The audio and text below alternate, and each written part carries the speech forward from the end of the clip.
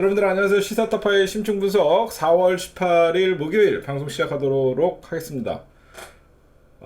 진짜 이거 언론 심각한 것 같아요. 문재인 대통령 지금 투르크메니스탄 뿐만 아니라 신북방 정책을 하기 위해서 7박 8일 해외에 나가 계시는데, 지금 문재인 대통령이 엄청난 성과를 내고 있고 외국에서 엄청난 환대를 받고 있고 그럼에도 불구하고 우리 나라 언론들 지금 문재인 대통령 자기 나라 대통령이 외국 나가갖고 국익을 위해서 여기저기서 뛰어다니면서 엄청난 플랜트 계약 그리고 가스 공급 확충 엄청난 예우를 받고 있는데 보도를 하지 않아요. 정말 박근혜는 무슨 아무것도 박근혜의 패션이 패션 정치다. 옷밖에 갈아입을 줄 모르는 애 나가도 허구한 날 무슨 하루 종일 떠들어대던 인간들이 지금 뭐 하는 거야 이게? 그래서 저라도 진짜 이거 너무한 거 아니야? 지금 문재인 대통령이 여러분들 투르크메니스탄 가갖고요 정말 특급 대우를 받아요. 특급 대우. 역사상 이렇게 대통령을 환대한 적이 없었어요. 그게 무슨 말이냐? 원래 여러분들 국빈 방문을 하더라도 대통령 오는 손님이 오면 장관, 우리나라 같은 경우에도 트럼프가 오더라도 무슨 그냥 외교부 장관 정도가 나가요. 외교부 장관 정도가 나가고 대통령이랑은 어디 자리에서 만나요. 지금 문재인 대통령이 이번에 투르크메니스탄을 갔는데 정말 투르크메니스탄 정부는 웃기더라고요. 굉장히 가스와 석유 이렇게 자원이 풍부한 나라이기 때문에 석유 가스의 부총리도 나오고 외교 부총리도 나오고 교육 과학 보건 스포츠 청소년 정책 부총리도 나오고 총 9명의 부총리가 공항에 나왔어. 이런 적이 없거든요. 그 무슨 말인 줄 알아요, 여러분들? 원래 대통령이 국빈 방문해도 한 명 정도의 장관이 나가갖고 그 대통령을 맞이하고 그 다음에 이동을 해갖고 대통령과 만나잖아. 투르크메니스탄의 9명의 어떤 그 부총리급이 나와갖고 정말 이 문재인 대통령을 환영을 해주고 그 다음에 그 애국가 연주를 하는데 예포를 발사한 거는 최초래요. 애국가 연주 시에 대한민국의 애국가가 나오는데 예포 5발을 발사하면서 투르크메니스탄 안에서 그랬대요. 다른 나라의 국가 원수가 환영 행사에서 예포를 발사하기는 처음이었다. 아니 이런 문재인 대통령이 환대받으면 절대 방송 안 합니다. 무슨 중국 가갖고 홀대 받았느니 이런 개소리를 할 때 하루 종일 떠들어요. 그쵸? 중국 가갖고 무슨 혼밥을 했느니 뭐 했느니 그러면 하루 종일 아침부터 저녁까지 언론에서 떠들어댑니다. 이게 대한민국 언론의 현실이에요. 지금 문재인 대통령의 해외 방문을 통해서 그 엄청난 외교 활동을 하고 신북방 정책을 통해서 미래의 에너지 자원을 확보하는 이게 중요합니까? 박근혜가 석방되냐 안 돼 이게 중요합니까? 우리나라 언론도 정신 차려야지. 그래도 대한민국 대통령이면 박근혜 반만 해봐. 아무것도 안 하는 애를 패션 외교라고 치켜세우던 인간들 어디 갔어? 그놈의 패션 외교 난리를 치더니 여러분들 진짜 이 투르크메니스탄은요 엄청난 가스와 화학 정말 자원에 엄청난 우리가 진짜 앞으로 이 투르크메니스탄이나 이런 나라와 특별한 관계만 맺어도요 에너지에서 우리가 엄청난 미래의 성장 동력을 확보하는 거예요. 정말 이러면 안 되지 니네. 양심이 있어야 될 거 아니야. 양심이. 박근혜한테 얘기했던 거 반만이라도 해주자. 난 다 하라는 거 아니야. 대한민국 대통령이잖아 문재인 대통령. 아직도 박근혜가 그립나? 대한민국 언론들은? 박근혜 시절이 그립나? 그래서 제가 준비했습니다. KTV에서 문재인 대통령의 어떤 환대받는 장면을 KTV에서 찍은 걸 제가 보여드리도록 하겠습니다. 인간들이 양심 있어야 될 거 아니야.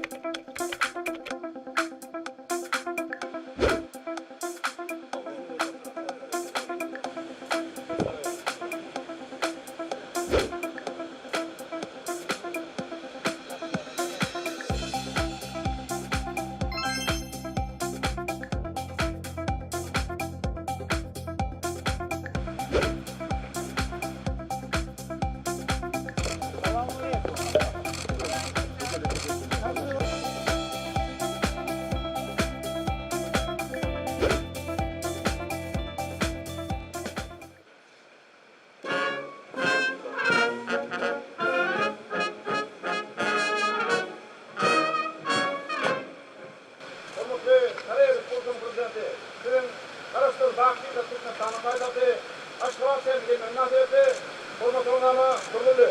Formatörnmasını Falconi Berdana'da.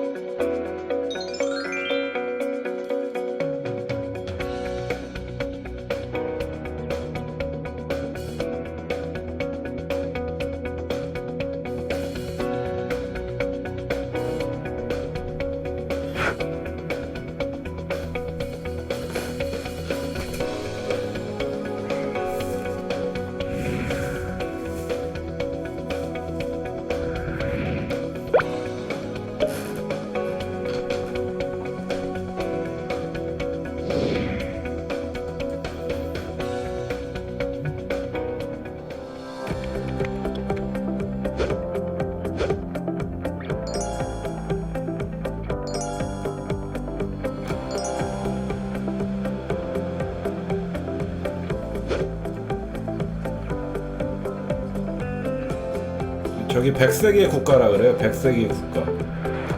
백세계 국가.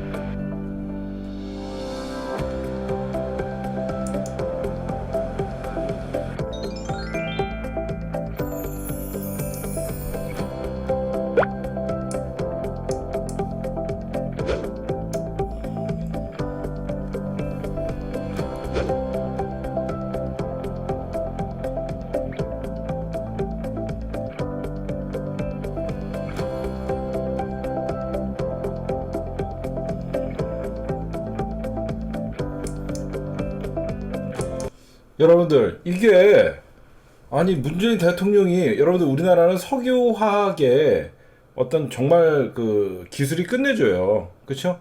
기술이 그러니까 우리나라가 원유를 수입을 해서요. 그걸 정제하는 기술이나 이런 것들은 세계적인 거예요. 근데 도대체 대한민국 언론들, 대한민국 대통령이 해외에 나가서 저런 일을 하고 있는데 가스 매장량이 전 세계 4위래잖아요. 어? 근데 저 투르크메니스탄의 대통령이 우리나라 문재인 대통령에게 요구한 게 뭐냐면 공장 좀 지어달라. 응? 문재인 대통령이 최선을 다하겠다. 어? 그러니까 자네들은 사실상 그 제대로 된 인프라가 구축이 안 돼갖고 자원은 많지만 인프라가 구축이 안 된 신북방 정책, 국토의 90%가 사막이다 보니까 엄청난 사막 밑에 매장량, 가스 매장량이 엄청난 거예요. 그 사막 위를 다시 도시를 재건하고 이런 것들 우리나라 건설업들이나 우리나라의 어떤 플랜트 사업 있잖아요. 플랜트 사업. 그 위에다가 그 가스를 개발할 것을 짓고 정유 회사를 짓고 이거는 정말 민족의 앞날을 위해서 정말 우리가 수십 년간 자원 확보하는 측에서도 이게 엄청난 중요한 건데, 별로 박근혜가 아무것도 안 해도 해외 순방만 가도 패션하기라 그러면서 형광등 아우라가 100개가 있다 그러면서 난리를 치던 인간들이 언론 너무하는 거잖아. 그렇잖아요? 적어도 문재인 대통령이 투르크메니스탄 가고 늘 해외 순방하면 무슨 태극기가 거꾸로 꽂혔니? 언어가 잘못됐니? 대한민국의 언론이 대한민국 대통령 감시하러 다녀요. 대한민국 언론이 그래도 자국의 대통령이 해외 순방을 가면 어떤 성과가 있고 어떤 정말 그 대통령이 예우와 환대를 받았는지 그 정도는 보도를 해줘야 되잖아. 중국 가면 홀대 받았다. 태극기가 거꾸로 꽂혔다. 무슨 감시하러 다니는 게 언론이야? 대한민국 언론 맞아? 언론마저도 외국 언론이야. 대한민국 현재의 언론은 대한민국 국가와 국민을 위한 언론이 아니야. 저 친일 반부역자들을 위해서 외국 언론들이 정말로 아직도 저 적폐청산을 방해하고 대한민국의 개혁을 방해하고 문재인 정권 망하라고 떠드는 새끼들이에요. 그러면 안 된다는 거예요. 저거 양심이 있어야 될 거 아니야. 문재인 대통령이 얼마나 지금 1박 3일에 미국 갔다 와갖고 빈손으로 왔다 그러니 긍정적인 면에 대해서는 절대 보도하지 않아요. 여러분들 제가 이 영상을 문재인 대통령 언론이 보도하지 않는 문재인 대통령의 투르크메니스탄의 환대 그래갖고 올리겠습니다. 여러분들 꼭 많이 퍼날라 주십시오. 알겠죠? 우리라도 해야죠, 여러분들. 여러분들이 진정한 언론이에요. 네, 여러분들 문재인 대통령이 내일 이미선 헌법재판관을 임명할 듯합니다. 예, 그러니까 전자결제 하실 거예요. 전자결제를 하실 거고 현재 당 안에서 조국 민정수석의 어떤 총선 차출론에 대해서는 그거는 민주당이 할 일이다, 그렇죠? 민주당이 할 일이다라고 얘기를 하고 있어요. 그래서 아마 내일 우리 시간으로 낮 12시 정도 현재 재판관 이미선 재판관의 임명을 할 것이다 라고 여러분들이 나오고 있고요. 중요한 것은 이미선 재판, 그러니까 언론도 이것도 굉장히 문제가 있는 거예요. 언론이 이미선 재판관은 여론재판으로 지금 자꾸 쏠리게 한다는 거예요. 이미선 재판관이 여러분들 불법 행위가 발견됐다 그러면 당연히 이미선 재판관은 사퇴하는 게 맞겠죠. 그렇잖아요.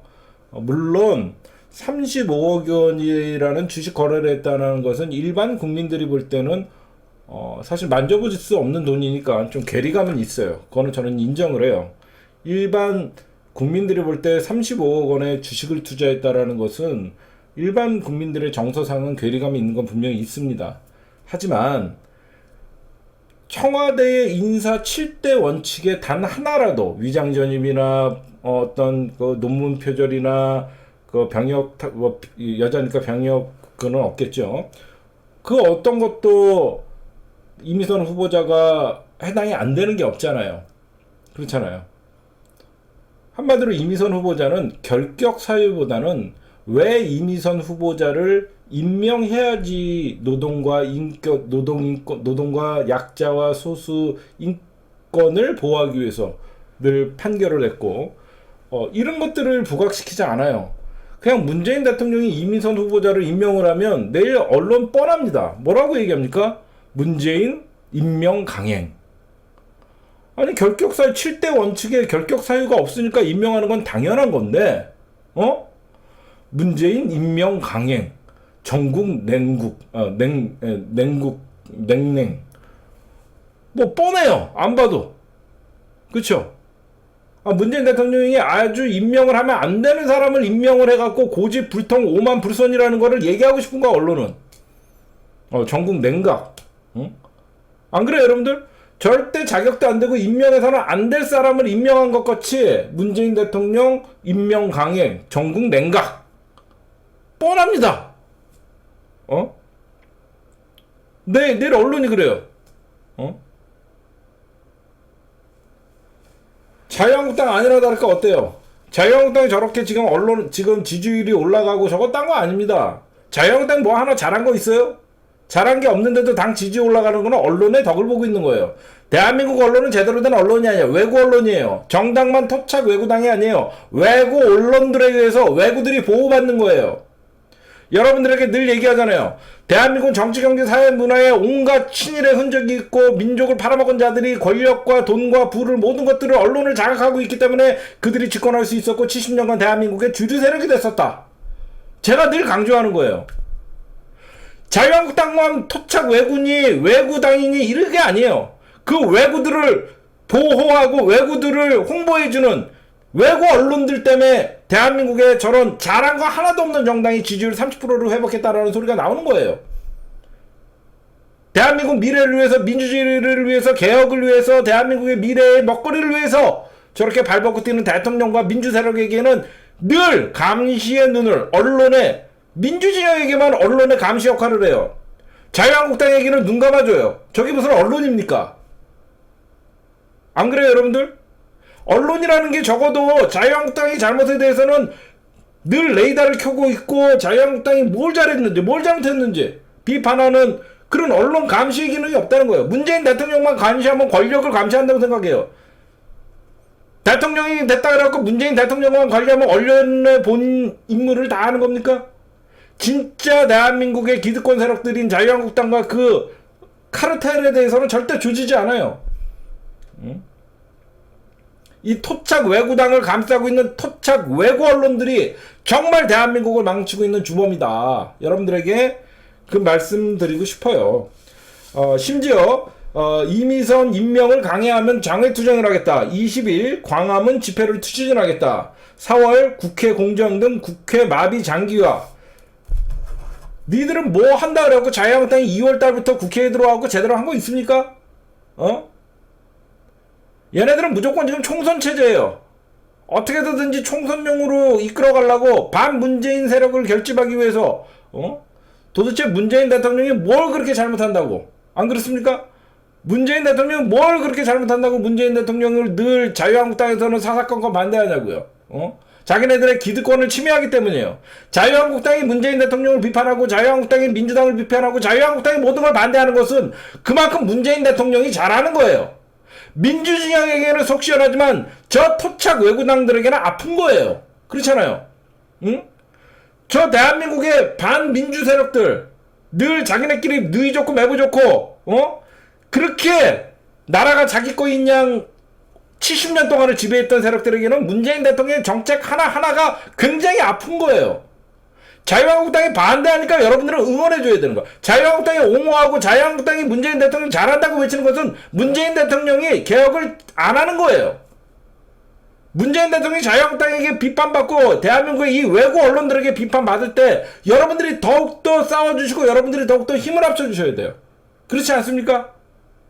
잘한다는 반증이에요.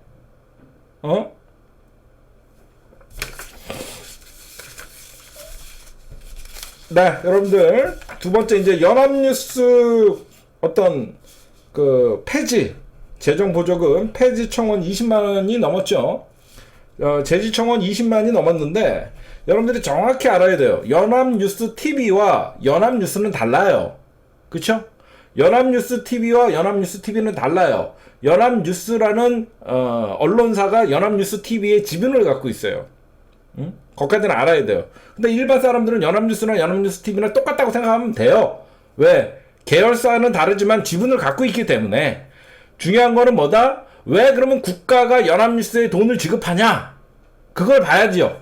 그쵸? 왜 국가가 연합뉴스는 여러분들 통신사예요. 통신사에 왜 그러면 재정 보조금을 지급을 하냐? 연합뉴스 통신사와 당연히 국가 간에 구독료를 준 거예요. 구독료. 한마디로 우리나라가 연간 300억 원 가까이 넘는 돈을 구독료를 준 거예요. 구독료를.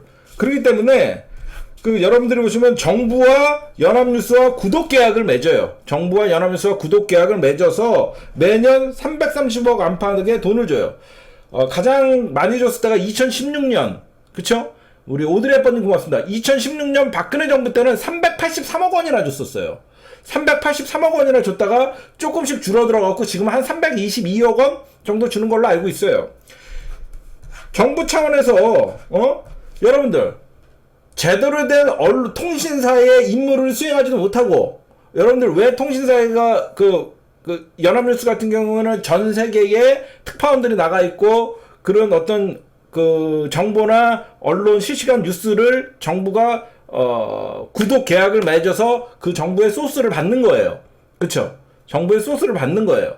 그렇기 때문에 이제는 여러분들 정말 대한민국의 어떤 국익을 해치는 이런 연합뉴스에 굳이 국민의 혈세를 줘가면서 연합뉴스와 구독을 할 필요가 있나? 여러분들 유튜브도 여러분들이 보기 싫으면 어떻게 해요? 구독 취소 신고 붙고 나가시면 돼요. 그쵸?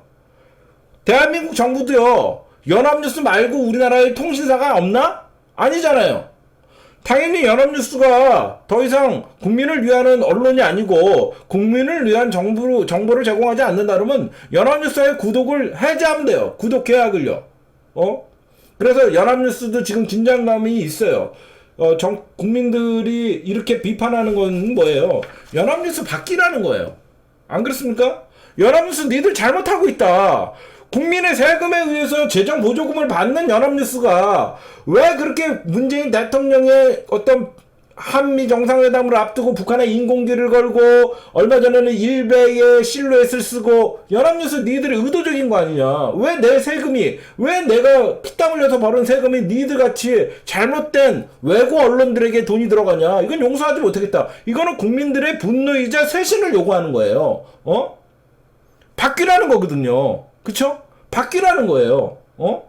그 돈으로 시사타파에 투자하면 정말 좋은 대한민국이 됩니다. 맞습니다.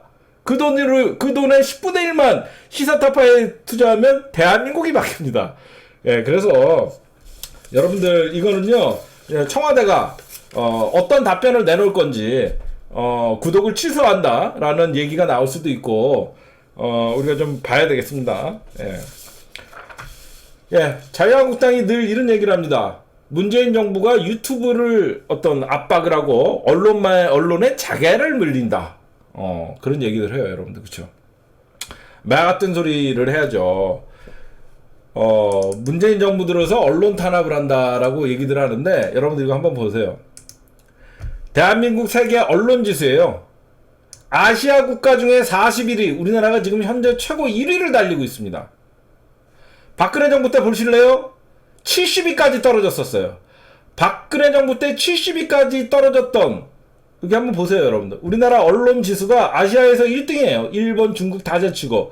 박근혜 2016년에 언론 지수, 박근혜 탄핵 과정에서 언론 모든 70위였어요. 70위.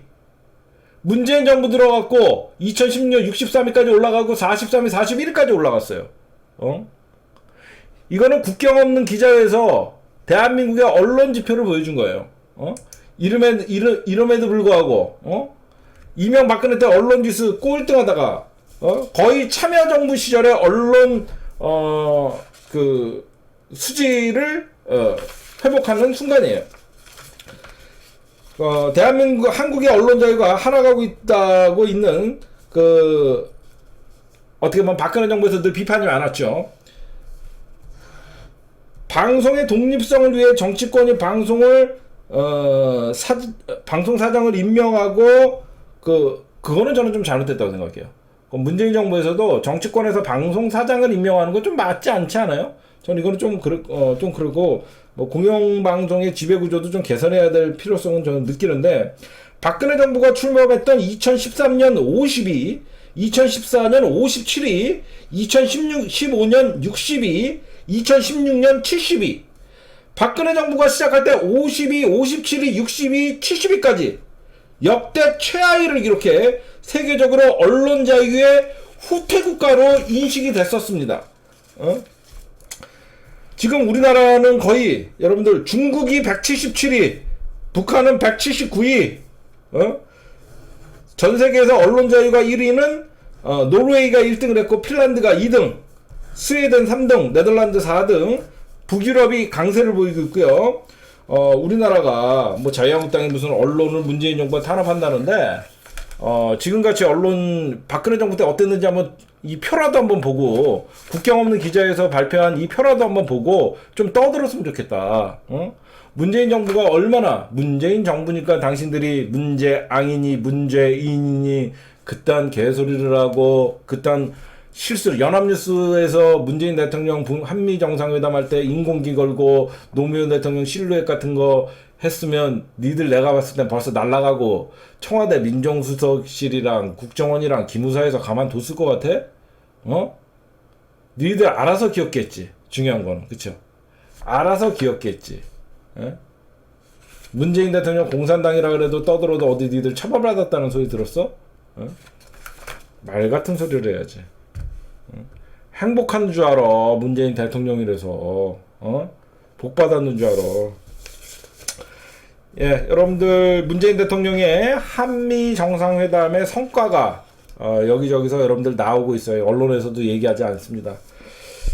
트럼프가 문재인 대통령과 한미 정상회담을 할 때 이런 말씀을 하세요. 어떤 말씀을 하냐면 제재는 유지해야 된다. 그러니까 문재인 대통령이 큰 틀에서 공감한다. 더 나아가서 트럼프 대통령이 인도적 지원은 예외다라고 했는데, 지금 트럼프가 외교부나 미국 안에서 뭐 특히 여러분들은 한미 워킹 그룹이라고 들으셨죠? 미국과 우리나라의 어떤 그 실무자들이 북한의 비핵화를 위해서 만든, 거기서 유엔 아동기금 뭐 유니세프가 있을 수 있고, 세계 식량 계획 WFP가 있을 수 있고요. 북한의 취약계층 식량이 굉장히 문제이기 때문에 어떤 돈으로 직접 유엔을 통해서 줄 것이냐, 아니면 미국이 직접적으로 북한에 인도적 지원을 할 것이냐. 왜 그러냐면 트럼프 입장에서는 여러분들 제가 늘 말씀드린 게, 한미 정상회담, 북미 정상회담 뿐만 아니라 북한의 비핵화 문제는요, 어떻게 보면 저는 칼자루를 미국이 쥐었다고 여러분들은 생각할지 모르겠지만, 저는 북한의 김정은이 칼자루를 쥐고 있다고 생각해요. 왜? 핵무기도 김정은이가 갖고 있고요. 중요한 건 뭐다? 트럼프 대통령이나 문재인 대통령은 여러분들 알다시피 민주적인 국가의 대통령이기 때문에 임기가 있어요. 임기가 있다는 거예요. 그러나 김정은 위원장 같은 경우에는 임기가 없습니다. 자기가 마음대로, 한마디로 김정은의 말이 법이에요, 북한에서는. 저는 가장 지금 솔직하게 한미 정상회담을 낙관하고 있고, 북미 정상회담을 낙관하고 있고, 북한의 비핵화 그리고 남북 경협, 정말 이거는 북한과 미국이 돌아올 수 없는 강을 건넜다라고 생각하는 건 아직도 확실해요. 굉장히 중요한 건 여기서 뭐가 있냐면, 이 판을 깨는 것은 김정은 위원장이 더욱더 우리는 예의주시를 해야 돼요. 트럼프는 재선이 있기 때문에 북한의 비핵화 문제에 있어서 쉽게 이탈을 하지 못합니다. 그러나 북한이 자꾸 러시아나 중국과의 연대를 통해서 유엔 안보리의 제재를 미국에 의존하지 않고 중국과 러시아에 의존을 하면서 풀라고 하면 미국과의 강대강 대치를 할 수밖에 없는 거죠. 그래서 제가 늘 걱정하는 게, 북한의 김정은 위원장의 회담의 이탈, 그거는 누구도 막을 수가 없는 거예요. 그렇죠? 그래서 문재인 대통령이 가장 걱정하는 게, 북한 김정은 위원장의 이 북한의 비핵화 문제에 대해서 이탈을 가장 어떻게 보면 걱정하는 부분 중에 하나예요. 미국이야 정치적인 셈법이 다분히 포함되어 있기 때문에 트럼프 재선의 타임라인을 맞춰갖고 북한의 비핵화의 문제를 끌고 나가는 면이 없지 않아 있거든요. 근데 김정은 위원장 같은 경우에는 미국의 대선의 타임라인에 맞춰 있다는 걸 알고 있지만, 북한의 김정은은 독재자이기 때문에 자기의 위신이나 어떤 그 미국의 입장을 마냥 기다려주거나 대변해줄 수 있는 상황은 아니라는 것이죠. 그래갖고 김정은 판을 깨버릴 수 있는 칼자루는 김정은 위원장한테 있다는 거예요. 왜? 북한은 이미 고난의 행군이라는 시절을 겪었고 자력갱생이라는 걸 주장하기 때문에, 그래서 문재인 대통령이 빠른 시일 내에 남북 정상회담을 한다는 거예요. 그러니까 여러분들이 그런 면도 좀 아셔야 된다. 예, 그래서 오늘 중요한 뉴스들을 오늘 좀 짚어봤습니다. 국회에서 굉장히 이 주목을 받은 정당은 바른미래당이었어요, 그렇죠? 국회에서 오늘 바른미래당이 주목을 많이 받았죠. 의총, 그렇죠? 바른미래당 오늘 의총은 딴 게 아니에요. 선거제 패스트트랙을 할 것이냐, 우리 당이 앞으로 어떻게 나가야 될 것이냐, 그런 방향에 대해서 오늘 의총이 열렸습니다. 그 의총에 대비해서 자유한국당 오늘 사실 비상사태가 걸렸어요. 비상사태가 걸려갖고 전부 의원들 대기하라. 왜 그러냐면 바른미래당이 의총에서 패스트트랙이 통과될 경우에는 민주당과의 공조, 그리고 정의당과 민평당의 공조로 패스트트랙이 상정될 수 있는 그런 일이 있었기 때문에 몸으로라도 막으려고 했던 거예요. 지금 오늘 바른미래당 여러분들에게 소식을 좀 전해드리면, 의총은 아수라장이었어요. 시작부터 이현주는 당직자들에게 들어가지는 못해요. 이현주가 의총에 들어가지 못한 이유는 딴 거 아니죠. 당원권 정지를 당해서 그래요. 당원권 정지 1년을 먹었기 때문에 국회의원 자격이지만 의총에 못 들어가게 당직자들에게 제지를 받았고, 근데 나중에 이현주가 들어갈 수 있었던 것은 바른미래당 기획조직국의 어떤 상이한 결과 참관은 가능하다. 당원권을 행사할 수는 없지만 참관은 가능하다 그래갖고 이현주가 들어가서 참관을 했던 거고요. 오늘 여러분들 무슨 일이 있었냐? 지금 통합에 반대한다. 지금 일단 여러분들 요거부터 아셔야 돼요. 바른미래당은 세 가지의 갈림길이 있습니다. 첫 번째, 현재의 구도를 유지하는 거. 현재의 구도를 유지하면서 손학규가 물러나고, 현재의 그러니까 바른미래당과 옛 국민의당 호남계 출신들이 현재의 구도를 유지하면서 참신하게 세대 교체, 새로운 전당대회를 통해서 좀 젊고 신선한 정당으로 세대 교체를 해서 안철수가 복귀하고 유승민이가 나중에 전면에 나서면 바른미래당 중심으로 제3지대를 꾸리자는 거예요. 무슨 말씀인지 아세요? 현재의 상태에서 총선을 준비하자는 자들, 첫째가 존재하는 거고요. 거기에는 하태경, 이준석 이런 애들은 현재의 상태에서 새 판을 짜서 총선을 준비하자. 그러다 보면 민주당에서 이탈 세력, 자유한국당에서 이탈 세력들이 자연스럽게 바른미래당으로 모일 것이다. 그래서 4.3 재보선에서 실패한 손학규는 물러나고 젊고 첨신한 인재 영입을 통해서 새 판을 짜자가 첫 번째 아니에요. 그럼 두 번째 안은 뭐냐? 민주평화당과의 합당을 기본 원칙으로 하는 거예요. 이거는 손학규 대표가 미는 것이죠. 그러다 보니까 첫 번째 안은 손학규 물러나라는 소리가 나오는 거죠. 두 번째 안은 뭐죠, 여러분들? 방금 얘기했던 처음에는 현재 손학규만 물러나라고 새로운 지도부를 구성해갖고 젊고 세대 교체를 통해서 나중에 이쪽에서 제3지대의 중심 역할을 하자고, 두 번째는 손학규 체제를 옹호하면서 옛 국민의당 출신들이 손학규를 옹호하면서 현재 민주평화당과의 합당을 기본 원칙으로 하자. 그러니까 한마디로 다시 도로 국민의당이 되자는 거예요. 이거는 이제 손학규 옹호론. 그러면 여기에 안철수가 돌아오고 그러니까 한마디로 옛 국민의당이 되자. 그래서 현재 바른미래당에 가 있는 호남계 의원들과 민주평화당 출신들이 합치면 우리가 호남에서 지역정당 정도는 먹지 않겠냐, 그 생각이에요. 그러다 보니까 여기서 이제 유승민이나 이쪽 사람들은 호남을 껴안고 지역정당으로 전락할 거냐 그러면서 유승민 의원이나 바른정당계 의원들은 결사 반대고, 그러다 보니까 이제 세 번째 안이 나오는 거예요. 세 번째 바른미래당의 현재 상태는 어떠냐? 자유한국당만 바라보는 사람들. 무슨 말씀인지 아시겠죠? 자유한국당만 바라보는 사람들. 현재 바른미래당에 배지를 달고, 바른미래당이 현재 같은 지지율이나 바른미래당의 현재의 당 어떤 운영이나 당 지지도 갖고는 21대 총선에서는 승산이 없다. 그래서 자유한국당과 합당을 해야 된다. 이런 세 가지 안이 있는 거예요. 지금 여러분들 알다시피 자유한국당을 바라보는 사람들 중에 대표적인 사람은 누구다? 정운천, 이현주, 여러분들 알다시피 탈당 괜히 했다라고 지금 생각하는 사람들. 이 사람들은 지금 자유한국당과의 합당을 생각을 하고 있어요. 오늘 의총은 명분은 선거제 패스트 트랙이었지만 사실상 마지막으로 분당을 하기 위한 의총이었다라고 저는 평가를 하고 싶어요. 저는 이제 선거구도가 저는 짜여지고 있다고 생각합니다. 지금 여러분들 국회에서 모든 일정은요, 내년 총선을 위해서 싸우는 거예요, 지들끼리.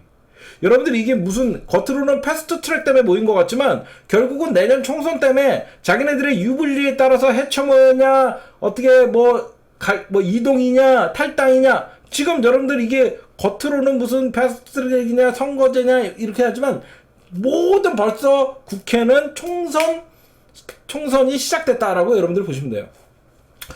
그러니까 지금 구도가 이렇게 되는 거죠. 민주당, 그 다음에 저는 민평당과 바른미래당에서 나온 그 호남계 의원들 간에 사실상 바른미래당은 갈라졌다고 늘 얘기하잖아요.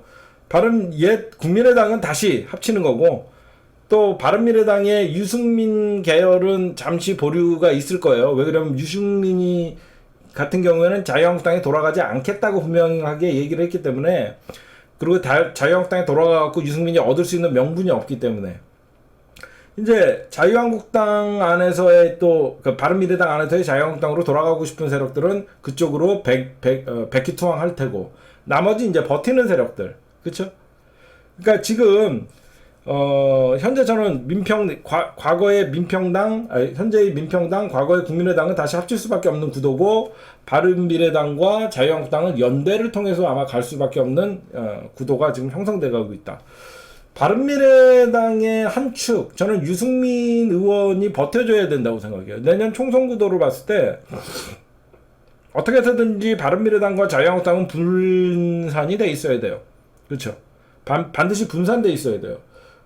바른미래당에 투표할 사람들이 민주당에 투표할 사람보다는 자유한국당에 투표할 가능성이 굉장히 높죠. 그렇죠? 그렇기 때문에 현재 이런 바른미래당의 내용이 있다. 결국은 손학규 대표가 얼마 전에 여러분들 오늘 아침에 여러분들 뉴스공장 다 보셨겠지만 민평당 의원들 그러니까 민평당 의원들과 회동을 했어요. 그럼 손 대표가 민평당 의원들과 회동을 했다는 것은 호남 신당, 즉 다시 도로 국민의당에 만들어서, 왜 손학규 같은 경우에 지금 지지율도 안 나오고 사실상 기반이 마음은 호남에 가 있는데 지금 민평당이 호남을 차지하고 있으니까 바른미래당에서 손학규 나가라는 소리만 하고 있지, 손학규가 지금 정치적 세력이 없으니까 어떻게 해요?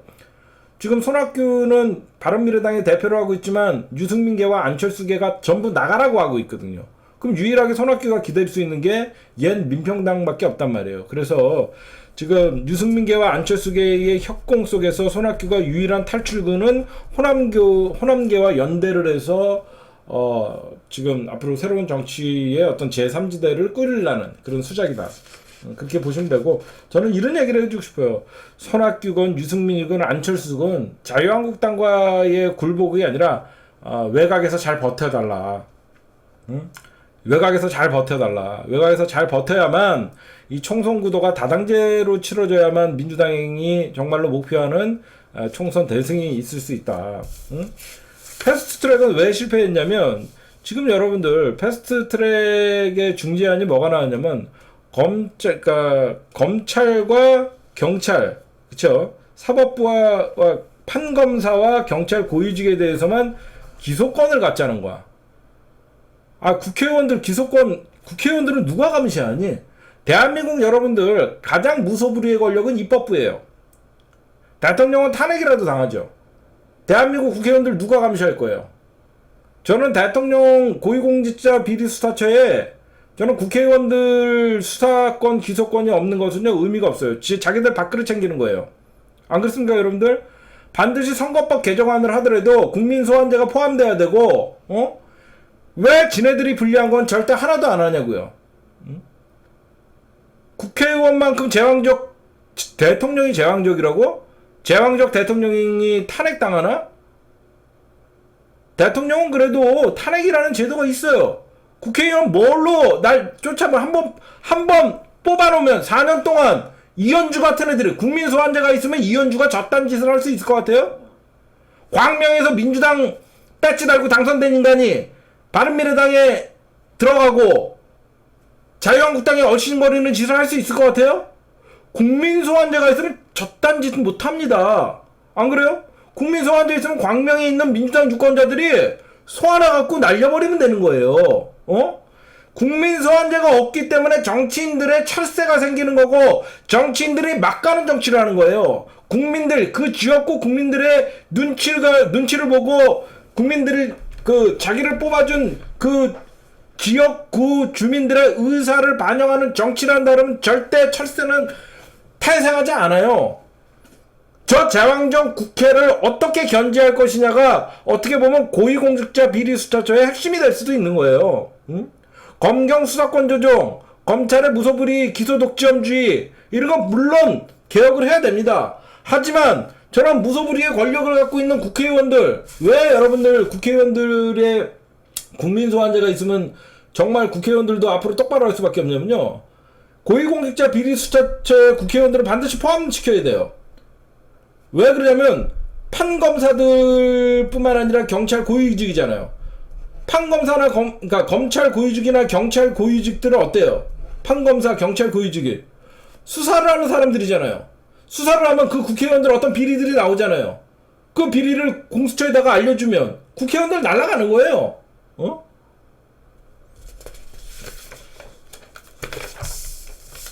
그 다음에 내년 총선은 민족의 운명이 걸린 한판 승부다. 여러분들, 제가 어제도 잠깐 얘기했어요. 내년 총선 여러분들 기대 반 걱정 반이죠. 솔직하게 말씀해요. 저 알고 있어요. 여러분들이 내년 총선에 거는 기대가 어마어마해요. 그리고 불안한 마음도 엄청나게 있어요. 과연 될까? 이게 될까? 됩니다. 우리가 박근혜가 탄핵될 줄 알았어요? 박근혜 우리가 2016년 11월에 그 추운 겨울에 촛불을 들 때 진짜 이게 될까? 박근혜가 하야할까? 박근혜를 탄핵시킬 수 있을까? 돼요. 여러분들 제가 늘 얘기하잖아요. 우리가 갖고 있는 힘보다 민주세력이 엄청난 힘을 갖고 있다는 걸 여러분들이 몰라요. 우리가 엄청난 결집력과 엄청난 결단력이 있는 민족이고 민주세력이 있는 거예요. 이 대한민국은요, 대한민국을 망치는 세력들과 끊임없이 대한민국을 살리는 세력들이 정말로 끊임없이 70년간 싸우고 있어요. 무슨 말씀인지 아시겠죠? 다른 나라들은 이렇게 대한민국의 일제 치하에 35년 8개월이라는 세월을 겪지 않은 민족들은 자기네 국가가 앞으로 잘 나가기 위해서 여야 할 것 없이 똘똘 뭉쳐서 자기네들의 나라를 위해서 싸웁니다. 대한민국은 굉장히 슬픈 거예요. 나라를 망치는 자들과 나라를 살리려는 자들의 싸움이 70년간 유지됐어요. 그럼에도 불구하고 대한민국은 세계에서 경제 대국이 되고 대한민국의 민주주의가 발달하고 문재인이라는 대통령이 될 수 있었던 이유는 정말로 이런 대한민국을 망치는 세력보다 대한민국을 살리고 대한민국을 위하는 세력들이 더 많기 때문이에요. 여러분들이 그걸 꼭 아셨어야 되는 거예요. 그렇죠? 대한민국을 다른 나라에 넘겨주고 대한민국의 국익을 훼손하는 자들, 끊임없이 그런 자들을 비판하고 그런 자들을 감시하는 세력들이 더 큰 힘을 갖고 있기 때문에 정의가 아직도 대한민국에서는 더 위를 지키고 있고, 정의가 앞으로도 대한민국에서 더욱더 저 대한민국을 팔아넘는 자들보다 더 힘이 세기 때문에 우리가 지키고 있는 거예요. 그렇잖아요. 우리는 70년간 끊임없이 싸워왔어요. 제가 왜 내년 총선은 민족의 운명이 걸린 총선이라고 얘기하냐? 100년 만에 온 첫 번째 기회예요. 대한민국 임시정부 1919년 4월 11일 이후에 박근혜라는 경제의 신화를 무너뜨린, 박정희라는 경제 신화에 의해서 저 토착 외국당이 70년간 대한민국을 지배해왔어요. 그런 박근혜에 의해서 박정희 신화가 무너지면서 사실상 대한민국의 토착 왜구들은 괴멸했어요. 한쪽에 팔이 날아간 상태예요. 지금 전쟁을 치러야 돼요. 토착 왜구들은 한쪽에 팔이 날아간 상태에서 이번에 총선을 치르는 거예요. 그 총선에서는 우리가 100년 만에 저 토착 왜구들과 대한민국이 여태까지 한쪽 토착 왜구들이 왜 한쪽 팔을 잃었다는 건 뭐죠? 바로 안보를 더 이상 선거에 이용하지 못하는 최초의 선거가 되는 거예요. 여태까지 21대 총선 전까지 20대 총선까지 늘 우리는 북한의 핵 위협 그리고 핵무기 실험 모든 이 토착 언론들과의 유착, 토착 외교들과 토착 언론들이 늘 선거만 되면 안보가 불안하고 정말 대한민국이 제대로 된 공명한 선거를 한 적이 없어요. 100년 만에 다가온 토착 왜구들 선멸의 기회가 민족의 운명이 걸렸다는 거예요. 안 그렇습니까, 여러분들? 우리가 이런 천재일우의 기회를 맞이한 적이 있어요? 이런 분위기의 선거를 맞이한 적이 있냐고. 문재인 대통령이 가장 저들에게는 다시는 정권을 내주지 않겠다는 이유 중에 가장 큰 게 뭐냐? 저들이 정권을 잡을 수 있었던 이유는 북한과의 대치예요. 한반도의 안보를 이용해서 70년과 정권을 잡은 인간들에게 한반도의 안보를 더 이상 이용하지 못하는 선거가 되게끔 만들기 위해서 집권하자마자 남북 정상회담을 3번을 한 거예요. 그렇잖아요. 이번에 북한의 비핵화, 남북 정상회담, 북미 수교, 남북 경합이 이루어지면 최초로 21대 총선은 북한이 자유한국당이 안보를 이용하지 못하는 선거가 되는 거예요. 이런 천재일우의 기회가 있어요. 어디 있어요? 자유한국당 지리멸렬해갖고 지금 지지율 30% 절대 올라가지 않아요.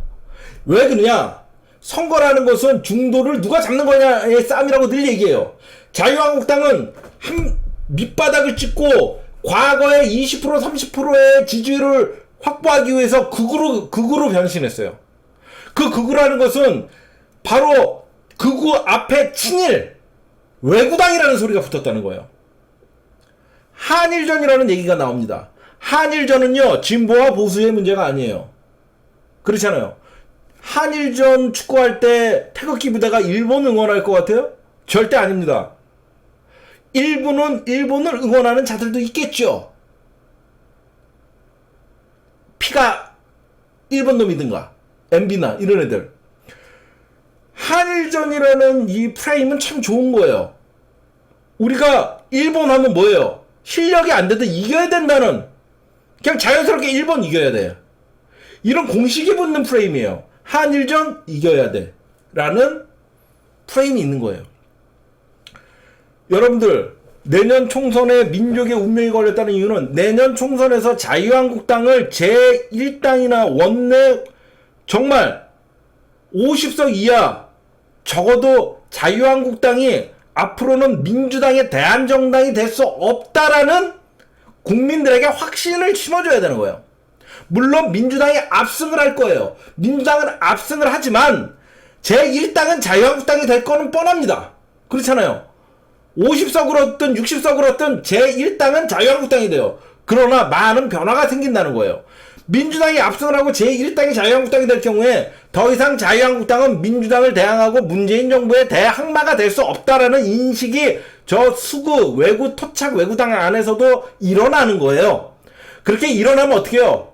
대한민국의 이 외구 보수당이 스스로가 변할 수밖에 없는 거예요. 진짜 중도를 외치는 사람들이 오히려 극우 성향의 저런 태극기 모독 부대를 안아갖고 30%의 지지율을 유지한다는 것은 총선을 포기한 거예요.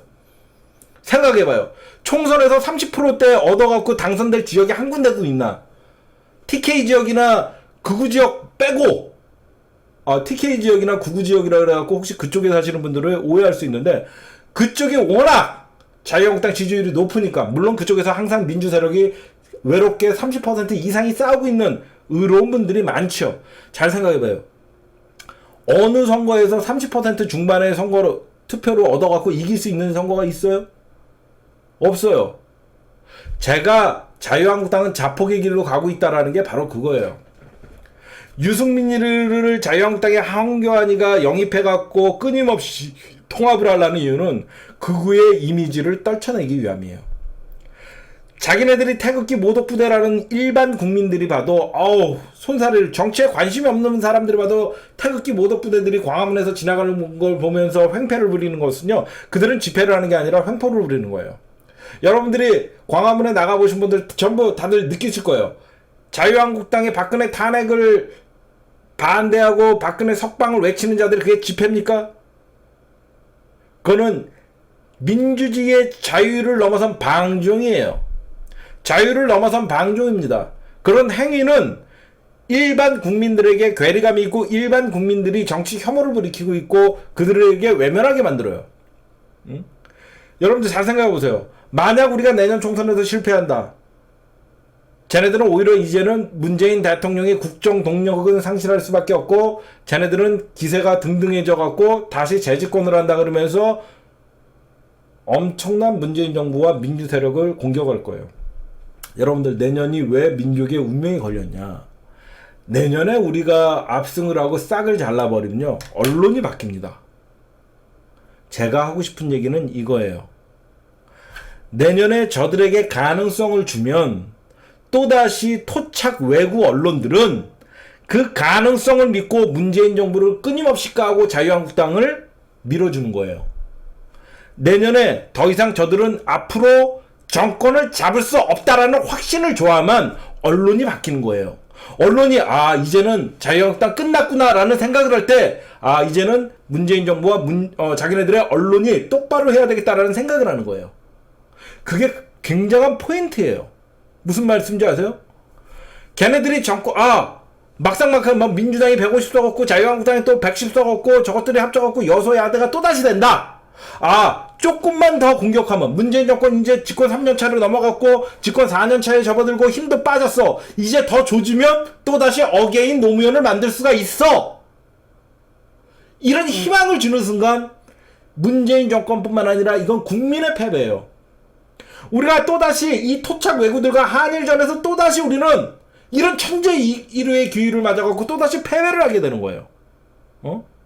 절대 그렇게 되면 안 되는 거예요. 그럼 첫째, 그렇게 안 되기 위해서는 어떻게 해야 되냐? 여러분들이 권리당원에 가입하셔야 돼요. 경쟁력 있는 후보가, 자유한국당을 이길 수 있는 후보가 나와야 되는 거예요. 민주당은 전략공천은 절대 하면 안 됩니다. 민주당은 전략공천, 이해찬 당대표 말대로 전략공천을 최소화하고 웬만하면 하면 안 됩니다. 민주당이 내년 총선에서는 대선을 치렀듯이 하나가 된 민주당의 모습, 경선에서 탈락한 사람들은 그 경선에서 탈락했다는 안가품을 가지고 탈당을 하거나 민주당 안에서 분란을 일으키면 안 되고, 경선에서 탈락했지만 민주당의 승리를 위해서 띄울 수 있는 원팀이 돼서 내년 총선을 하나가 돼서 싸운다 그러면, 우리가 2017년 대선을 보듯이 그때는 친문이 어디 있었습니까? 모두가 정권교체에 열망이 있었을지 정권교체는 해냈어요. 지방선거의 권력도 해냈어요. 가장 힘든 입법부의 권력을 내년 반드시 해결해야 되는 거예요.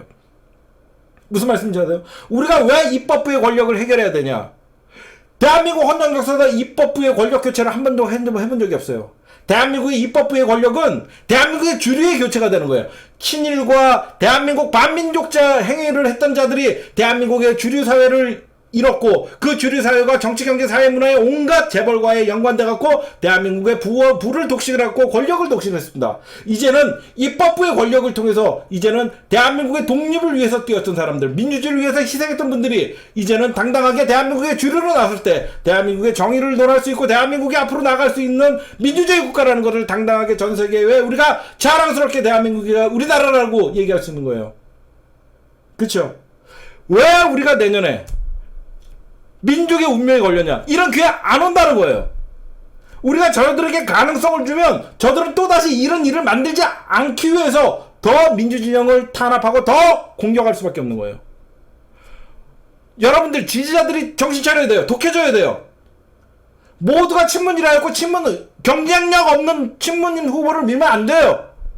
누구보다도 문재인 대통령을 진정으로 살아가시는 분들은 반드시 권리당원에 가입하세요. 권리당원에 가입하셔갖고 정말 자유한국당 후보를 이길 만한 후보, 어떤 후보가 더 경쟁력 있는지 여러분들이 반드시 그거를 색출해내갖고 그 후보가 나서서 민주당이 승리해야만 반드시 문재인 정권이 레임덕 없는 대통령이 되는 거예요.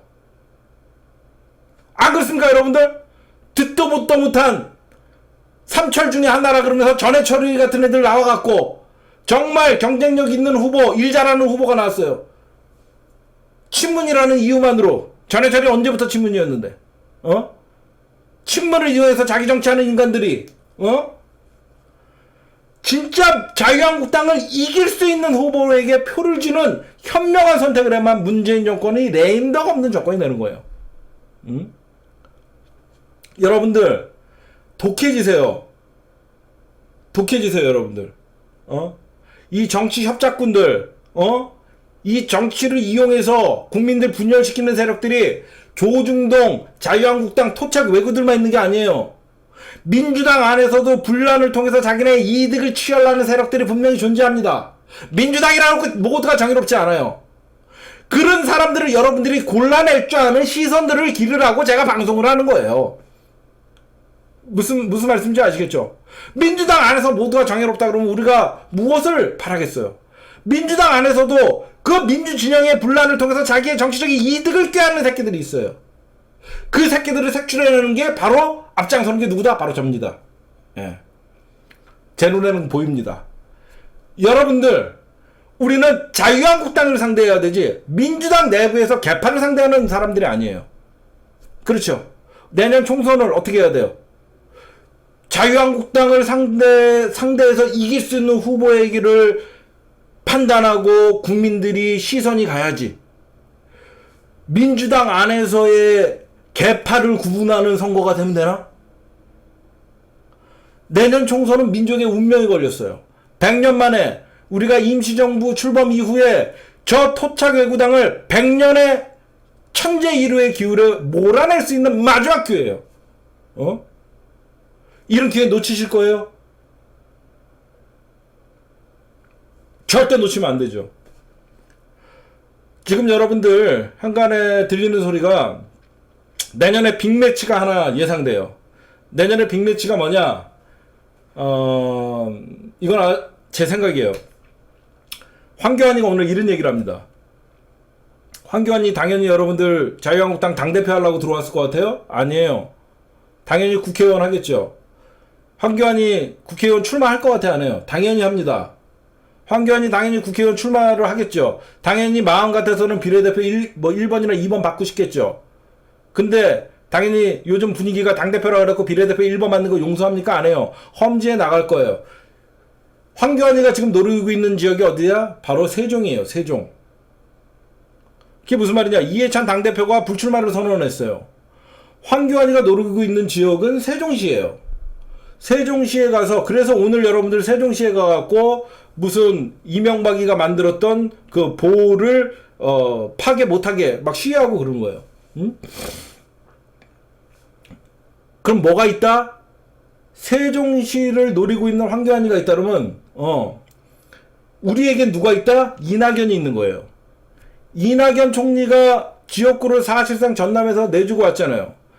가장 내년 빅매치는 세종특별시에서 이낙연 대 황교안이의 어떻게 보면 대선 주자급의 빅매치가 성사될 수 있는 거예요. 저는 그걸 보고 있어요. 황교안이가 만약에 출마한다 그러면 이낙연 총리가 당연히 내년 총선에 세종특별시에 나가서 황교안이를 잡으면 사실상 토착외구를 박멸하는 거예요.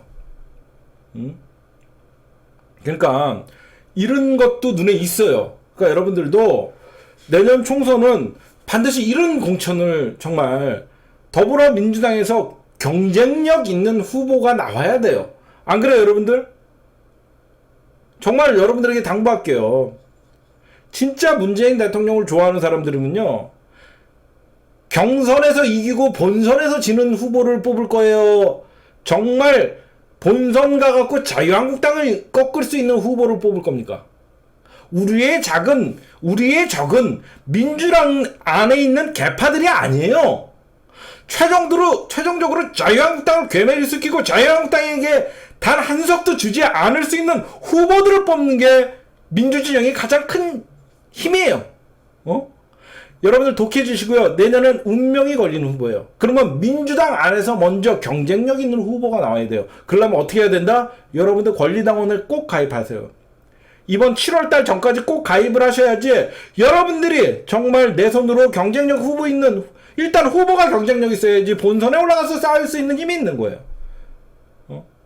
안에서부터 경선 과정에서부터 내용이 벌어져갖고 힘없는 후보가 올라가갖고 자유한국당에서 지는 꼴을 보실 거예요. 절대 그러면 안 되죠. 알겠죠? 내년은 친문 비문 논하는 자들이 바로 뿌락치다. 여러분들에게 얘기하고 싶어요. 내년에 조중동은 엄청나게 민주당 공천을 가지고 친문이 장악했느니 비문이 쇠퇴했느니 엄청나게 공격할 거예요. 그쵸? 여러분들 내년에 공천은 친문 비문이라는 이런 공천 논리가 아닌, 민주당은 경쟁력 있는 후보가 총선 본선에 나가서 반드시 200석 이상의 대승을 해갖고 문재인 대통령의 개혁과 개연, 더 나아가서 국민 법감정에 맞는 국회의 입법부의 개혁이 이루어져야 돼요. 가장 중요한 건 뭐다? 대한민국이 내년에 운명이 걸렸다는 것은 우리가 여태까지 저 재앙적인 입법부의 권력을 단 한 번도 손대지 못했어요. 누구 때문에? 토착외구당 자유한국당 때문에. 내년에 민주정이 200석을 얻을 경우에는 이제는 국민들 앞에 머리 숙이는 국회의원들의 모습을 진짜로 볼 수 있어요. 선거 때만 시장판에 돌아다니면서 손잡아주고 고개 숙이는 국회의원을 보는 게 아니라 늘 국민들의 눈치를 보고 국민들에게 감시를 받는 국회의원들의 모습을 볼 수 있는 게 뭐다? 국민 소환제. 그리고 권력 구조의 개헌은 4년 중임제가 됐든 그거는 국민 투표에 붙이는 일이고요. 국민 중심의 개헌이 이루어져야 되고 권력 구조의 개헌도 국민 의중에 따라야 가는 거예요. 반드시 여러분들 민족의 운명에 걸렸다는 것은 해방 이후 70년 동안 저 입법부의 권력을 손대지 못했던 우리가 이제는 저 재앙적인 입법부의 권력을 정말로 국민의 손으로 심판할 수 있는, 교체할 수 있는 날이 다가오고 있다라고 얘기하고 싶습니다.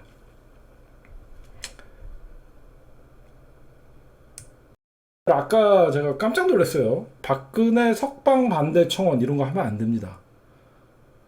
우리 이정님 고맙습니다. 그렇죠. 박근혜는 여러분들 석방이 되면 안 되는 사람이에요. 아직 재판이 진행 중이고요. 이제 미결수에서 기결수로 바뀌었어요. 박근혜 석방을 얘기하는 자체가 그냥 정치적으로 이용하는 것밖에 안 돼요. 그건 자유한국당 프레임이에요. 근데 여러분들이 나서서 무슨 박근혜 석방 반대, 박근혜가 무슨 형량이 꽉 찼습니까? 박근혜가 형량의 반이라도, 형량에 만약에 20년 맞아갖고 10년이라도 살았으면, 형량 반 정도 살면 그 가석방이라는 제도가 있거든요. 그러면 석방 소리가 나오면 우리가 반대 청원을 할 수는 있겠지만, 박근혜는 제대로 된 형을 어제부터 이제 하루 살고 있는 거거든요. 그렇잖아? 근데 무슨 박근혜 석방 청원 이런 걸 하면 안 되는 거예요. 그거를 오히려 박근혜 석방 청원을 할 경우에는 20만 명이 넘어버리면 어떻게 해요? 정부에서 대답을 해야 돼. 뭐라고 대답할 거야? 안 그렇습니까? 그냥 박근혜는요, 여러분 난 진짜 궁금한 게 있어요. 대한민국 헌법이 박근혜 아래에 있나? 박근혜는 무슨 특권인가? 무슨 박근혜 석방이 거래형이에요? 박근혜라는 정치인이 거래형이에요? 박근혜는 죄를 지으면 죄값을 받지 않아도 되는 겁니까? 무슨 박근혜가 죄를 지으면 전직 대통령이라는 이유만으로 그 잘못된 관행이 여태까지 이어져 있었기 때문에 전두환이를 죽이지 못했기 때문에 전두환이가 아직도 망발하고 있는 저런 현실을 보면서도 전직 대통령에 대한 예우를 찾는 저런 자유한국당의 파렴치한 모습을 보면서 대통령의 무슨 전직 대통령 무조건 사면하는 게 관례인가요? 난 도저히 이해할 수가 없습니다. 적어도 20년을 받았으면 10년이라도 살고 형기의 반을 살고 나서 가석방 요건이 되는지 그때 가서 얘기하는 게 맞는 것이죠. 안 그래요?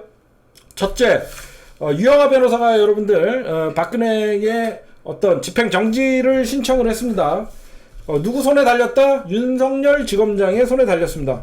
윤석열 지검장 손에 달렸는데 박근혜가 석방될 수 있을까요? 이거는 윤석열 지검장이 아니라 그래도 딴 사람 손에 달려도 이거는 석방이 될 수가 없습니다. 누구보다도 박근혜 정부에서 탄압을 받고 좌천됐던 윤석열 지검장이 마침 서울중앙지검에 있다는 자체만으로도 우리는 다행이다라고 생각을 해야 돼요. 생각해 봅시다. 디스크 증세가 있대요. 디스크 증세가 있다 그래갖고 지금 형 집행정지를 시청했습니다. 그러면 대한민국에 있는 여성 죄수들 중에서 어디 아픈 사람들 전부 형 집행정지 신청하면 어떻게 할 건데? 법은 만인에게 평등하다며. 그리고 박근혜는 남들보다 훨씬 넓은 독채에 있어요, 독채. 그쵸? 이거는 척추 디스크 때문에 말도 안 되는 거고. 일단 그럼 왜 윤석열 지검장 손에 달렸냐? 어제도 말씀드렸지만 검찰은 다음 주 중에 형 집행정지 심의위원회를 구성을 하죠. 위원장은 여러분들 알다시피 그 재판의 공판을 담은 박찬호 서울중검 2차장. 이 박찬호 검사 훌륭한 검사예요. 박찬호 서울중앙지검 2차장 검사가 맞고요. 박찬호 검사를 중심으로 5명 이상 10명 이하의 내 외부 위원들이 모여서 위원회를 구성을 하고요. 특히 외부 위원은 법조계를 비롯해서 학계, 의료계, 시민단체 등 폭넓게 검토가 되고요. 위촉은 이런 외부 위원들의 위촉을 서울중앙지검장이 해요. 그래서 윤석열 손에 달려있다는 거예요. 만약에 박사모들만 쫙 모아놓고 박사모들만 쫙 뉴라이트랑 박사모만 모아놓고 박근혜 그 집행정지위원회를 열면 당연히 석방하자고 하겠죠. 근데 외부 위원들이나 어떤 학계, 의료계, 시민단체들의 폭넓게 위촉을 바로 윤석열 지검장이 하게 되고요. 최종 결정도 심의 결과를 보고받은, 한마디로 어떤 결론이 나더라도 최종 심의 결과를 보고 판단은 윤석열 지검장이 하는 거예요. 무슨 말씀인지 아시겠죠? 어떤 심의 그 위원회에서 뭐 형집행정리를 해주자라고 아무리 와도 윤석열 지검장이 판단을 하는 거예요. 보고만 맞는 거지, 판단을 내리는 거예요. 그래서 그 박근혜의 어떤 구속 기간이 끝났다라는 원래 이제 미결수에서 기결수로 전환됐다 그러면서 지금 뭐 하고 있는데 절대 될 일이 없죠. 그리고 하나 말씀드리고 싶은 것은요, 이 박근혜를 전면에 부각시키는 것은 딴 의도가 아니에요. 쟤네들 얘기 들어보세요. 김경수도 풀려났으니 박근혜도 풀어줘야 된다야, 이론이. 그렇잖아. 오늘 김어준의 뉴스공장에서 딱 그걸 지적하잖아요. 김경수 지사 4월 11일 날 나올 수도 있었는데 왜 차문호 판사가 하필 박근혜 구속기간 만료를 기다려갖고 했는지, 그것도 굉장히 여론전이죠. 안 그래요? 김경수 석방되는 날 기다렸다는 듯이 박근혜 집행정지 시청을 하는 이유도 우리가 괘씸한 거죠. 차문호 판사나 이런 애들을. 그쵸? 당연히 이거는 여러분들, 나는 웃긴 거야. 김경수가 풀려났어. 김경수가 보석으로 풀려났어요. 그럼 박근혜도 풀어줘야 된다는 게 무슨 거래야? 이게 무슨 외교 협상하는 거야? 박근혜는 그 추운 겨울에 1700만의 국민들을 그 추운 겨울에 떨게 하고 국민들에게 분노를 야기시킨 이런 정말 중대한 죄를 지은 사람이에요. 그리고 박근혜의 죄가 어디 한두 개입니까? 아는 것만 수십 가지의 지금 재판을 다루고 있는데 무슨 박근혜를 지금 석방을 해요. 에? 말도 안 되는 거죠.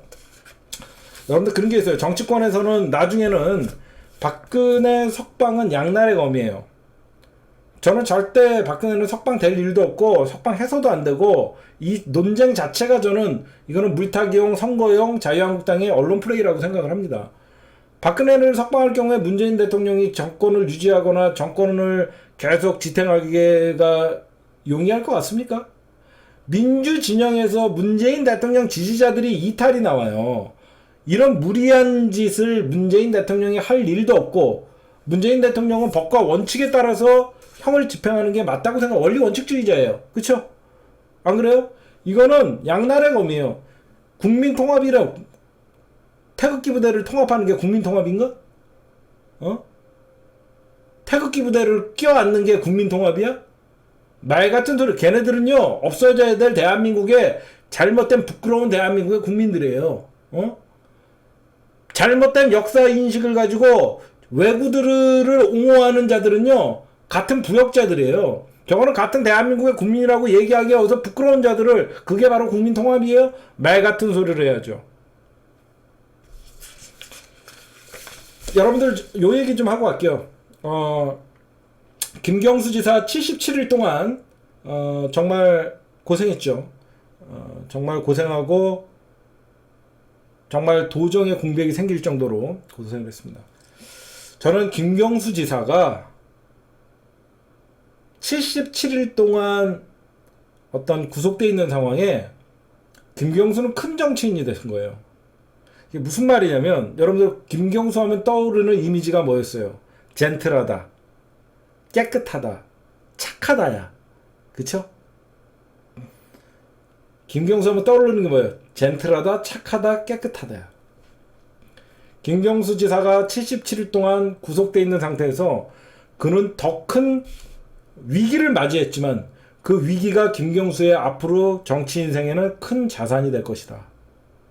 무슨 말씀이냐면, 여태까지 재판의 억울함을 토로하고 보석 허가가 나온 날 재판부를 향해서 진실을 똑바로 잡겠다고 하면서 항소심에 전의를 다지고 이제는 투사의 김경수의 모습을 본 거예요. 김경수 지사가 정치인으로서 갖지 못했던 어떻게 보면 좀 나약함, 어떻게 보면 이런 모습들이 김경수 지사가 드루킹 재판을 받으면서 정면 돌파하는 특검 받겠다라고 얘기를 하고, 정말 이거는 전화위복이 될 수 있다. 우리에게는 아픈 시련이었지만 김경수라는 정치인이 1심에서 유죄를 받았지만 오히려 이 사건을 계기로 항소심에서 무죄로 뒤집어갖고 김경수 지사가 명예회복을 할 거라고 저는 반드시 생각을 합니다. 그렇기 때문에 김경수 지사는 지금의 77일의 구속기간이 결국은 김경수를 더욱더 위기에서 기회로 전환하는 기회가 될 것이고, 김경수 정치 인생에서 투사, 나약함을 벗어던지고 이제는 당당하게 민주진영의 거물의 정치인이 되는 계기가 될 것이다 라고 저는 반드시 생각을 합니다. 그 다음에 그럼 우리가 한번 생각해 봅시다. 자유한국당이, 그렇죠? 자유한국당이 진짜로 박근혜 석방을 원할 것이냐? 저는 아니라고 생각해요. 그렇죠? 저는 자유한국당 안에서 일부 대구 지역의 지역구를 갖고 있는 의원들이나 박근혜 석방을 옹호하고 찬성을 하지, 생각을 해보세요. 자유한국당이 아무리 그래도 수도권과 이쪽에 지역구를 갖고 있는 사람들은 박근혜 석방을 원할까? 절대 원하지 않습니다. 왜? 특히 황교안이가, 민경욱 대변인이 어떻게 보면 당 대변인이에요. 민경욱 대변인이 공식적으로 박근혜 석방을 논한 것은 그건 당의 입장입니다. 당이 박근혜 석방을 공식적으로 요구한 거예요. 그럼 황교안이는, 여러분들 보세요. 황교안이는 박근혜 석방을 원할까? 절대 원하지 않습니다. 황교안이는 박근혜가 누구보다도 황교안에게는 괘씸하다고 생각했기 때문에 황교안이의 면회도 받지 않은 사람이에요. 그렇잖아요. 잘 생각해 보시면 황교안이가 그토록 당대표가 되기 위해서 자유한국당의 경선 과정에서 감옥을 여러 번, 구치소를 여러 번 찾았는데 모든 구치소 면회를 거부한 게 바로 박근혜예요. 그러면 실질적으로 황교안이가 박근혜의 구치소를 찾았던 이유는 친박, 즉 태극기 모독부대나 친박계의 지원을 받기 위해서 하나의 정치 코스프레였다는 거예요. 그렇죠? 그런 박근혜와 황교안은 사실상 지금 상극이에요. 박근혜와 황교안은 사실상 상극인데 그만큼 박근혜는 황교안에게 서운함이 있기 때문에 면회조차도 허용하지 않았는데, 그런 박근혜가 석방을 황교안이가 요구했다라는 것은 이건 정치적인 의도라는 거야. 무슨 말이다?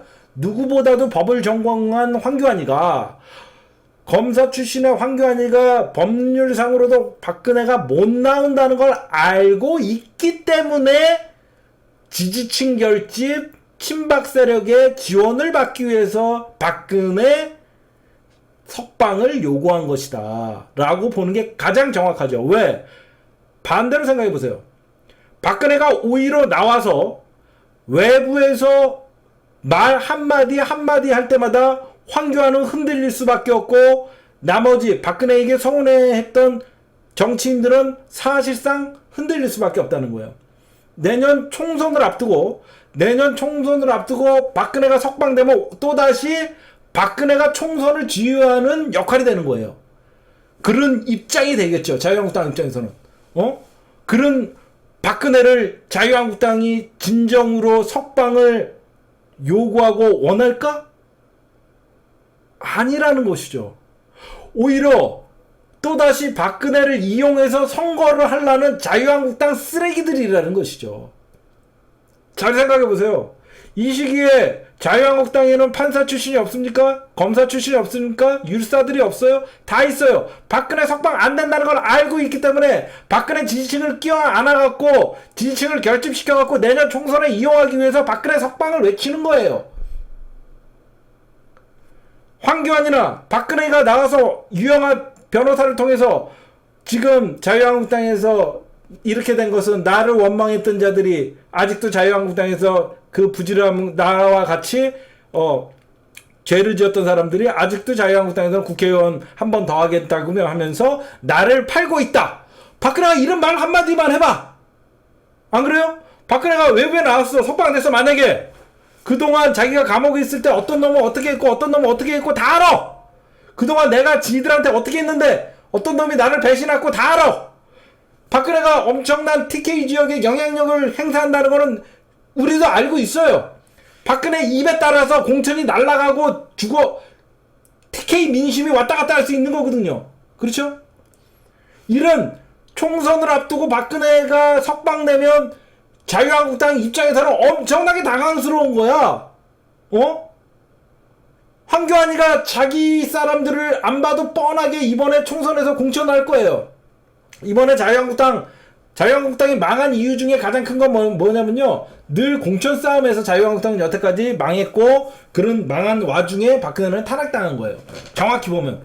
여러분들 알다시피 옛날에 친이계 학살, 친박계 학살 왔다 갔다 하다가 박근혜가 최근에는 지금 진역 살고 있는 이유도 20대 공천에 개입해갖고 친박, 진박 하다가 자유한국당 괴멸된 거예요.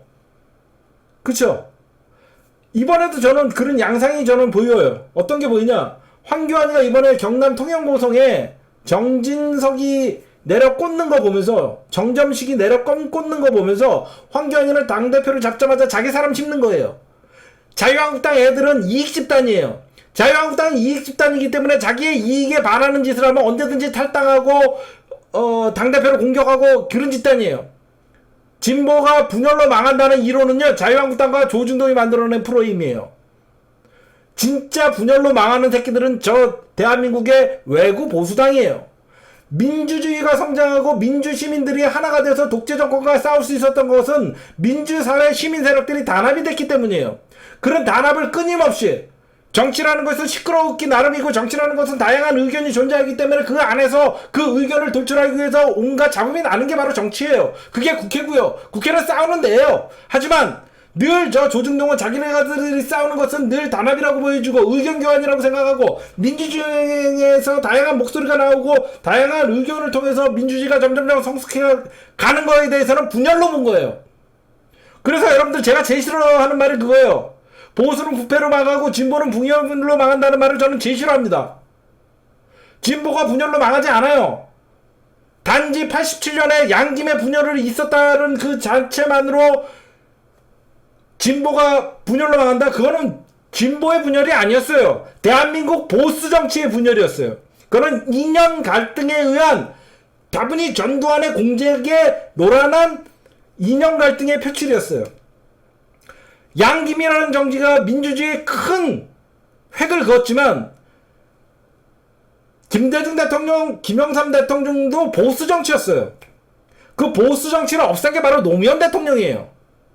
여러분들 감히 옛날에 김대중 대통령이 지나가면 대통령님 사진 찍어요 이런 분위기 없었습니다. 왜? 그 당시에 평민당에서 김대중 대통령의 말은 법이었어요. 신민당의 김영삼 대통령의 말은 법이었어요. 대한민국 민주주의가 그렇게 자라났던 거예요. 그러고 있다가 노무현 대통령이 들어와서 정말 국민들에게 무릎 꿇고 국민들에게 눈높이를 맞추는 그런 대통령을 처음 본 거예요. 그래서 많은 국민들은 노무현 대통령에게 감동한 거예요. 무슨 말씀인지 아시겠죠? 제가 제일 싫어하는 게 진보는 분열을 망한다는 말은 저 자유한국당과 수구 프레임이에요. 진보는 가난해야 된다도 수구 프레임이에요. 그쵸? 왜 진보가 가난해야 됩니까? 쟤네들은 부정부패를 능력이라고 생각하는 거예요. 진보가 잘 살면 부정부패가 있는 사람이라고 생각하는 거예요. 안 그래요? 진보는 늘 비행기를 타도 이코노미기를 타야 되고 자기네들은 당연히 퍼스트 클래스나 비즈니스를 탑니다. 그래놓고 진보 진영의 사람들이 비즈니스를 타면 제 비즈니스 사태 그러면서 손가락질을 해요. 왜 진보가 가난해야 돼요? 진보를 가난해야 된다는 그 굴레에 가둬서 끊임없이 자기 청렴을 강조하면서 똑같은 잘못을 질러도 진보는 자살을 해요. 보수는 숨어있다가 어느 순간 정치에 복귀합니다. 정치인들과 이 나름 민주심들 독해져야 돼요. 이런 프레임을 깨야 되는 거예요. 끊임없이 가다놓는 거예요. 자기 검증 스스로들 하게끔 하고. 저는 그런 거 되게 싫어해요. 그게 다 여러분 생각해보세요. 자유한국당 같은 경우에 그래요. 니 좋고 매부 좋고. 대한민국 여러분들 제가 정치 지도 국회의원들 지도 한번 보여준 적 있을 거예요. 응? 대한민국 재벌들과 대한민국 정치권 안 엮여 있는 데가 없어요. 언론, 재벌, 자유한국당 이 삼각편대가 대한민국을 말아먹은 거예요. 언론은 누구의 뒷받침이 있어야지 유지가 됩니까? 돈이에요. 바로 재벌 권력이 언론을 장악하고 그 언론이 장악된 거에 대해서 또다시 정치 권력을 흔드는 거예요. 한마디로 대한민국이 왜 삼성공화국이냐는 소리가 들으냐. 삼성이 언론을 지배하고 그 지배된 언론에 의해서 정치인들을 좌지우지하고 그러다 보니까 대한민국의 재벌공화국이 된 거예요. 그쵸? 대한민국의 언론은요, 외국 언론이에요. 민주 세력에게는 늘 따갑고 냉철하고 정말로 무서운 잣대를 들이대요. 그러나 저들에겐 너무 관대해요. 우리 SH36님 고맙습니다. 잘 생각해보세요. 여러분들 김무성이 집안 내력을 보면 삼성과 연결이 안 돼 있을 거예요? LG와 대한민국의 재벌 가게들을 보면요. 그들은 여러분들 제가 늘 얘기하죠. 정몽준이나 대한민국 정치인들 중에 수백억 수천억 갖고 있는 재벌들이 왜 정치를 하냐. 그들이 돈을 벌려고 정치하는 거예요. 그들이 부정부패로 쌓아온 자기네들의 부정한 권력과 돈을 지키기 위해서 권력을 잡는 거예요. 정몽준이가 현대중공업 회장하면서 뭐하러 국회의원 하려고 그래요. 자기가 정치 권력, 돈은, 재벌 권력은 잡고 있으니까 자기가 국회의원이 돼서 자기의 돈을 지키기 위해서 하는 거예요. 부정부패로 70년간 쌓아놓은 자기네들의 그 재산과 자기네들의 기득권을 잃지 않기 위해서 권력을 잡기 위해서 국회에 뛰어드는 거예요. 이게 끊임없이 순환됐던 거예요. 이게 대한민국, 그래서 아까도 얘기했지만 내년엔 총선에서는 민족의 운명이 걸린 거예요. 그래서 재벌 개혁이 필수인 거예요. 재벌이 단순히 국민 경제를 위해서 사업을 통해서 돈을 벌어갖고 정당하게 사업을 통해서 돈을 벌고 그 돈을 위해서 고용을 창출하고 얼마나 존경받는 기업이겠어요. 대한민국의 재벌이라고 하는 외국의 단어에도 없는 대한민국의 재벌들을 어떻게 탄생했습니까? 전부 정치 권력에 줄대갖고 돈 갖다 바치고 정치 자금 내면서 현대 삼성 그렇게 큰 거 아니에요. 그렇게 크다 보니까 늘 자기네 자력으로 자기네들이 재벌 됐습니까? 국민의 혈세를 바탕으로 자기네들이 대기업이 됐어요. 자기네들 오히려 지금 국민들에게 대한민국에서 삼성 제품을 우리나라 브랜드인 삼성 제품을 우리나라 사회에서 사는 게 제일 비싼 바로 어처구니 없는 현실이 벌어진 게 바로 대한민국인 거예요. 적어도 자기네 국민들에게 자기네 나라의 브랜드만 가장 싸게 공급해야 되는 게 가장 너무나도 당연한 이치임에도 불구하고 대한민국 국민들은 호구로 하는 소리가 바로 거기에서 나오는 거예요. 여태까지 여러분들 재벌 어떻게 컸습니까? 부도나면 국민이 혈세로 메꿔줘요. 공적자금 투입합니다. 공적자금 투입해갖고 재벌을 살려놔요. 살려놓으면 그 재벌들이 돈 벌면 국민들에게 풉니까? 사내 유보금이라고 쌓아놓고 자기네들 멋대로 돈을 횡령하고 배임하고. 안 그래요 여러분들? 왜 대기업이 망하면 국민의 혈세로 막아줘야 됩니까? 늘 여러분들 제가 말도 안 되는 자유한국당의 모순이 그거예요. 시장은 시장 경제의 원리에 맞게 돌아가게 해야 된다. 말은 시장주의. 늘 자유한국당이 얘기하는 게 자유시장 경제체제래요. 자유시장 경제체제에서 재벌이 망했는데 왜 국민의 혈세를 시장에다가 투입합니까? 그게 모순이라는 거예요. 시장에서 노태되고 망한 기업은 망하대로 납두는 게 자유시장 경제체제예요. 안 그래요? 말은 자기네 유일하게 자유시장 경제체제라고 그러고 재벌이 망하면 국민의 혈세를 투입해갖고 막아주는 게 대한민국의 재벌을 살리는 길이에요. 그러니까 이런 박정희 시대 때부터 못된 재벌과의 정경유착을 통해서 컸던 성장했던 기업들이 결국은 기업의 경영을 하는 게 아니라 정치권에 줄대갖고 자기네들의 사업에 부당한 이득을 취하고 그 이득을 통해서 다시 정치권에 돈이 흘러들어가고 그 돈이 또다시 언론에 흘러들어가고 끊임없는 이 토착 외구들과 토착 외구 언론과 이 재벌이 생산한 수많은 장학생들이 정치권에 진출하고 그래서 재벌공화국이 되는 거예요. 이 모든 이 잘못된 역사의 고리를 우리는 이제는 끊어야 된다는 거예요. 그 끊으려고 그러면 어떻게 해야 되냐? 입법 권력의 교체가 이루어져야 된다는 거예요. 그쵸? 입법 권력의 교체만큼 재벌 개혁, 입법 권력의 교체를 해야만 재벌을 개혁할 수 있고 재벌을 개혁을 방해하는 자들이 자유한국당이잖아요.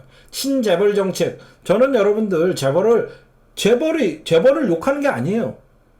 정당하게 성장한 재벌, 바로 재벌 돈 많은 기업들이 국민적 사회적 기업으로 나와야 된다는 거예요. 언제까지 대한민국 국민들을 호갱으로 취급해갖고 개돼지로 취급하면서 대한민국의 핸드폰, 삼성의 핸드폰은 대한민국에서 사는 게 제일 비쌉니다. 왜 그래야 되냐고요. 언제까지 우리가 이런 사회를 겪어야 되냐고요. 자유한국당은 마찬가지예요.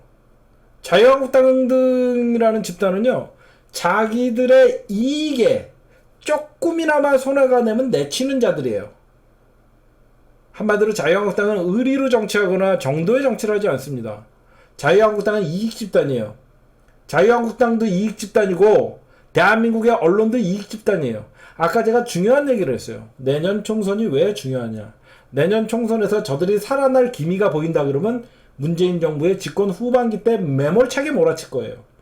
왜? 조금만 하면 되겠다. 정권 찾아올 수 있겠다. 이런 희망의 싹을 꺾어놔야만 대한민국의 자유한국당이라는 외구 토착당들은 전부 없어지고, 언론도 이제는 자유한국당과 이제는 우리가 단절해야만 살 수 있겠다라는 걸 스스로들이 느끼게 해줘야 되는 거예요. 그렇잖아요. 언제까지 우리가 자유한국당을 옹호해줬더니 이제는 자유한국당 하는 짓거리 보니까 더 이상 정권 잡을 일 없다. 그럴 경우엔 이제는 언론이 바로 서고 외국 언론에서 진정한 민족 언론이 되는 거예요. 자유한국당은 조금이나마 여러분들 지금 박근혜 석방을 외치는 것도요, 선거에 도움이 되기 때문이에요. 진정으로 박근혜가 지금 자유한국 석방이 되면 가장 당황할 사람들은 딴 사람들 아니에요. 자유한국당이에요. 그렇죠? 잘 생각해보세요. 자유한국당이 지금 여러분 생각해보세요. 조폭이 있어요. 자유한국당을 조폭에 비교합시다. 조폭의 대장이 감옥에 갔어요. 조폭의 대장이 감옥 가는 동안 그 누구도 말려주지 않고 오히려 감옥 가는데 경찰에다가 찌르고 같이 협조를 해준 새끼들이 있어요. 그 조폭의 대장이 나오면 뭐부터 하겠어요? 복수부터 해요. 가장 생각해보세요. 자유한국당 조폭 정당으로 치면 그 조폭의 보스가 지금 감옥에 가 있어요. 안에서 나를 배신한 새끼들이 누군지 다 체크하고 있을 거예요. 그런 보스가 추록했다고 생각해보세요. 가장 떠는 사람들은 바로 자유한국당인 거예요. 왜? 공천 못 받을까봐.